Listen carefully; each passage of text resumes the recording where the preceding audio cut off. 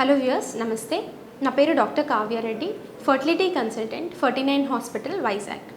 మనం ఈ వీడియోలో మేల్ ఇన్ఫర్టిలిటీ అంటే ఏంటి, అజూస్పర్మియా అంటే ఏంటి, టీసా అంటే ఏంటి, వీటి గురించి డిస్కస్ చేసుకున్నాం. మేల్ ఇన్ఫర్టిలిటీ లైక్ మనం 5 to 6 years బ్యాక్ చూసుకున్నట్టు అయితే ఫిమేల్ ఇన్ఫర్టిలిటీ అనేది ప్రిడామినెంట్గా ఫర్టిలిటీ సెంటర్లో వచ్చే వాళ్ళకి కనిపించుండేది. But for the past more than 5 years ఏంటి అంటే మేల్ ఇన్ఫర్టిలిటీ అనేది ఎక్కువగా చూస్తున్నాం. వీటికి డిఫరెంట్ కారణాలు అయి ఉండొచ్చు. ఎన్విరాన్మెంటల్ ఫ్యాక్టర్స్ కానీ, పొల్యూషన్ కానీ, వాళ్ళ ఆహార పదార్థాల్లో మార్పులు కానీ, like mainly because of work from home కూడా అయి ఉండొచ్చు. మనం గత 1 yearగా మేల్ ఇన్ఫర్టిలిటీ అనేది ఎక్కువ చూస్తున్నాం అన్నమాట. ఈ మేల్ ఇన్ఫర్టిలిటీ అనేవాళ్ళు కపుల్ మన దగ్గరికి వచ్చినప్పుడు మనము మగవాళ్ళల్లో చేసుకునే ఫస్ట్ ప్రైమరీ టెస్ట్ అనేది సెమెన్ అనాలిసిస్ అనేది చేస్తామన్నమాట. ఈ సెమెన్ అనాలిసిస్ అనేది భార్యాభర్తలు కలిసిన తర్వాత 2 days గ్యాప్ ఉండి, లైక్ 2 days అబ్స్టినెన్స్ తర్వాత 3rd day నుంచి 7th day మధ్యలో సెమెన్ అనాలిసిస్ అనేది జరుగుతుంది. ఈ సెమెన్ అనాలిసిస్లో మనం బాగా లైక్ మెయిన్లీ 3 factors అనేవి చూస్తాము. ఒకటి number of the sperms, second thing కదలికలు ఎలాగున్నాయి, స్పర్మ్స్ యొక్క కదలికలు, థర్డ్ థింగ్ వచ్చేసి మార్ఫలాజికల్ ఫార్మ్స్, చూడడానికి మార్ఫలాజికల్గా స్పర్మ్స్ ఎలాగున్నాయని చూస్తామన్నమాట. దీన్ని బట్టి మనకి నార్మల్ స్పర్మ్ అనాలిసిస్ అని, లేకపోతే ఆలిగోస్పర్మియా అని, టెరటోజూస్పర్మియా అని డిఫరెంట్ కేటగిరీస్ అనేవి ఉంటాయన్నమాట. కానీ ఈ 20-40% ఆఫ్ ద కపుల్లో మాత్రమే మేల్ ఇన్ఫర్టిలిటీ అనేది స్పర్మ్ అనాలిసిస్ అబ్నార్మాలిటీస్ ఉండడం అనేది జరుగుతుందన్నమాట. వీళ్ళలో 1-2% ఆఫ్ ద పాపులేషన్కి అజూస్పర్మియా అంటారు, అంటే స్పర్మ్స్ అనేవి లేకపోవడం అనేది కనిపిస్తుంది. ఎప్పుడైతే మనం ఈ కపుల్కి అజూస్పర్మియా, స్పర్మ్స్ లేవు సెమెన్ అనాలిసిస్లో అని చెప్పాను, వాళ్ళు కంగారు పడడం కానీ, డిప్రెషన్కి లోన్ అవడం కానీ జరుగుతుందన్నమాట. వాళ్ళు ఇమీడియట్లీ మనని అడిగే క్వశ్చన్ ఏంటి అంటే, మేడం మాకు అసలు పిల్లలు పుడతారా, పిల్లలు పుట్టే ఎంత అవకాశం ఉంది అని చెప్పి మాత్రమే వాళ్ళు అడుగుతూ ఉంటారనమాట. జనరలీ ఈ అజూస్పర్మియా ఉన్న వాళ్ళకి ఏంటంటే 2 రకాల అజూస్పర్మియాస్ ఉంటాయండి.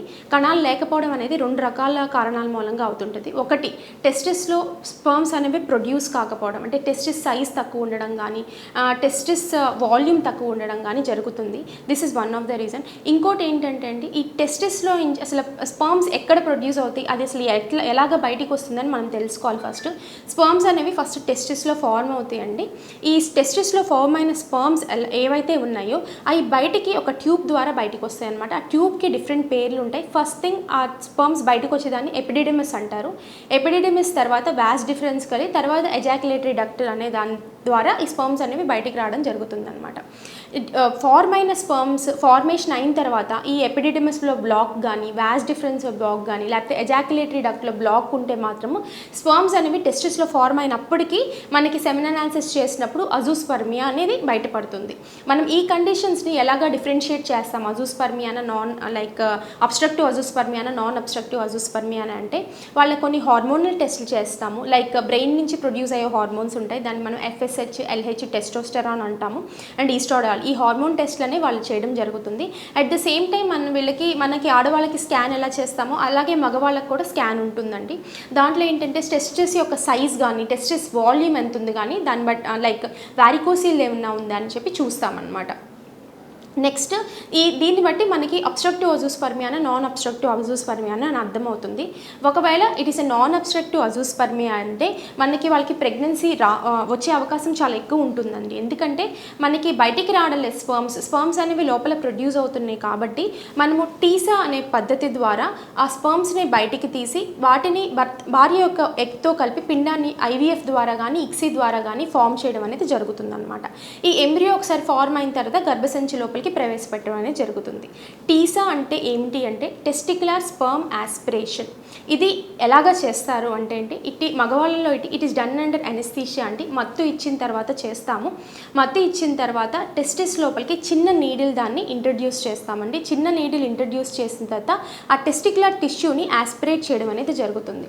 టెస్టిక్యులర్ టిష్యూ ఆస్పిరేట్ చేసిన తర్వాత అండర్ మైక్రోస్కోపీ ఈ స్పర్మ్స్ని మనము వేరు చేయడము, దాంట్లో నార్మల్ స్పర్మ్స్ని అబ్నార్మల్ స్పర్మ్స్ని సపరేట్ చేసి నార్మల్ స్పర్మ్స్ని ICSI పద్ధతికి యూజ్ చేయడం అనేది జరుగుతుంది. ఇన్ కేస్ కొంతమందికి ఏంటి అంటే ICSI ప్రొసీజర్ చేయకముందే టెస్టిక్యులర్ బయోప్సీ అనేది చేస్తాము. ఈ టెస్టిక్యులర్ బయోప్సీ చేసే పద్ధతి కూడా టీసా పద్ధతిలోనే ఉంటుంది.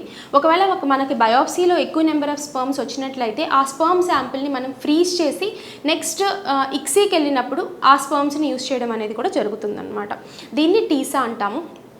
మేడం ఇంకో అడిగే క్వశ్చన్, మేడం టీసా అంటే లైక్ స్పర్మ్స్ని టెస్టిస్లో నుంచి తీస్తారు, మాకేమైనా కాంప్లికేషన్స్ ఉంటాయా, బ్లీడింగ్ ఏమైనా అవుతుందని అడుగుతారు.